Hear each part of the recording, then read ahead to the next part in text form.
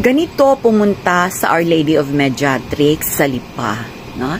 Sa Mount Carmel. It's a Mount Carmel. Monasteryo po yan. Okay, so, sasakay po kayo sa Alps, sa EDSA.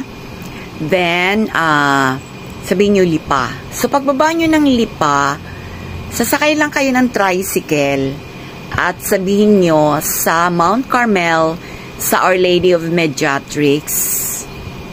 Yun, Our Lady of Mediatrix, yun lang sasabihin nyo. Tricycle. So, ang binayad namin sa tricycle is 50 pesos. Sa bus naman, since senior citizen at mga estudyante, 150 per person. And then, tricycle is 50. So, yun. Yun yung magagastos nyo. So, it's about 200. And then, yun. So, pagbalik nyo ulit, 200.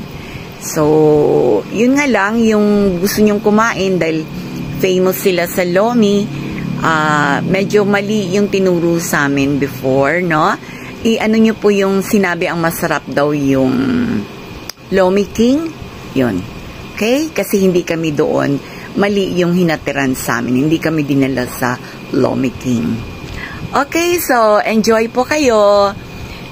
Be ready with your also, no? Yung may mga anong tawag dito, may mga uhulugan tayo ng money for yung sa paglinis ng maintenance ng Our Lady of Mediatrix.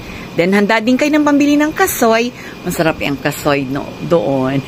At saka yung sampagita flowers. Yun, para matulungan natin yung mga tawag dito, yung mga nagtitinda, no? Ready din kayo sa camera nyo dahil napakaganda. Okay, this is Dr. Nanette Hoxon from the Altar of Mary.